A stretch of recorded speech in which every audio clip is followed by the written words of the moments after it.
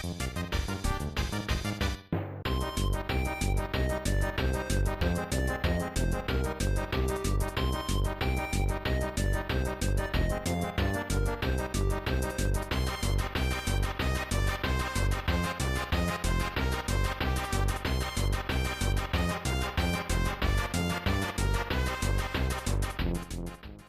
everybody, welcome back to my channel, The Lens of Truth, with me, Florentino, and for today's video, the Nintendo Switch has been around for 7 years, which is crazy to believe that it doesn't even feel like it's been that long. This generation for Nintendo has been such a success that even the failure of the Wii U, which was Nintendo's previous console, that the Nintendo Switch was going to be another failure, because we all know that historically Nintendo's follow-up successor usually doesn't live up to the one before it. Just like the Wii to the Wii U, that name carried over and they thought that the success would be just like the Wii, which didn't last as long for that generation. And the only thing that Nintendo had on lock was their handheld systems, which have always been successful.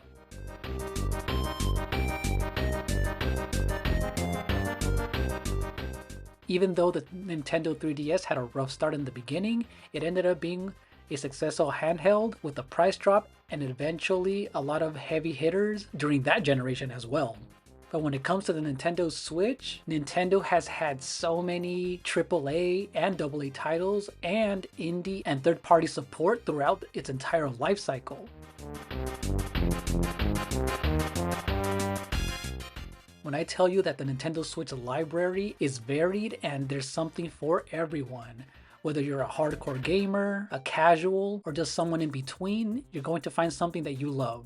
Not only has the Nintendo Switch Online had a lot of titles for the Super Nintendo, the Nintendo 64, and also some DLCs as well, with add-ons to Mario Kart 8 Deluxe in the Booster Course Pass, and Splatoon 2's Octo expansion, but also several other DLCs that you can purchase, like Splatoon 3's Side Order, which recently came out, and free-to-play games like F-Zero 99.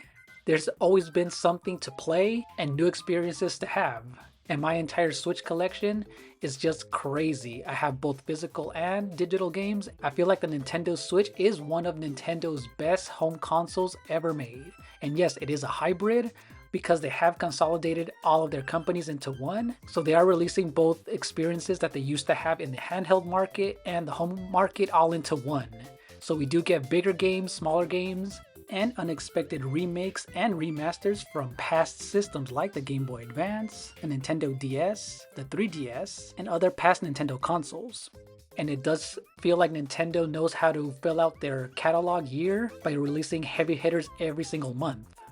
And throughout its life cycle, we've had huge games like The Legend of Zelda Breath of the Wild and Tears of the Kingdom, Super Mario Odyssey, but Nintendo has also brought back the Metroid series with Metroid Dread, the GameCube classic, Metroid Prime Remastered, and even on the NSO with Metroid Fusion and the original Metroid from the NES and the Super Nintendo Super Metroid.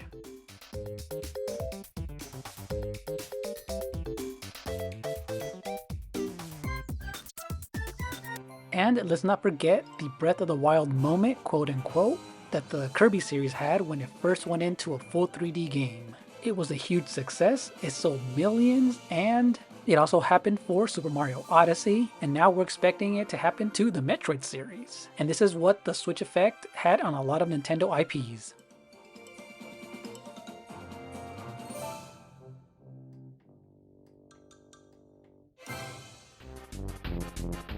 So I just wanted to make this quick video of the Nintendo Switch hitting over 7 years in this generation. I've been having so much fun creating content on this channel that I've only had for around 2 years now, which is about to approach 2 years, and I'm close to 300 subscribers. Been having so much fun creating content, fan art, and mostly Nintendo content. It's been super fun, and I can't wait to see what Nintendo has in store for its next console, but I'm still here for whatever's next for this Nintendo Switch.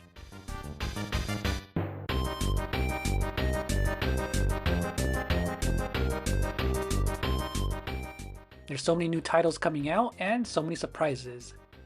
We still have plenty of rumors, plenty of leaks, a lot of games that were announced back in 2023 that have yet to be released, like the amazing looking The Plucky Squire, the HD 2D RPG remake of Dragon Quest III, from the Super Nintendo days.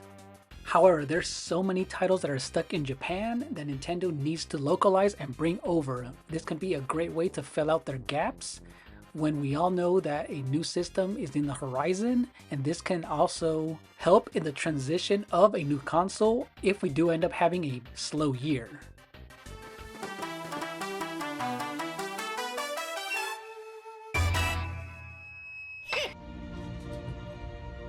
So let me know down in the comment section below what your favorite games are for the Nintendo Switch after all this time. And do you think Nintendo has it in for another few years before the next system? But thank you so much for watching and see you later. Bye.